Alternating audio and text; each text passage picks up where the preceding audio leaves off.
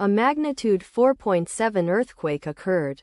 Central Mid-Atlantic Ridge, 1,083 kilometers NNE of Natal, Brazil, or 782 kilometers N of Fernando de Noronha, Distrito Estadual, Brazil, on Sunday, the 22nd of June 2025, at 21 hours 33 minutes and 58 seconds local time. The quake had a depth of 10 kilometers and was not felt, or at least not reported so. Data source from EMSC. Did you feel it? Let us pray. May the earthquake that occurred not affect our brothers and sisters there. May the earthquake not happen again. And may God protect everyone. Amen.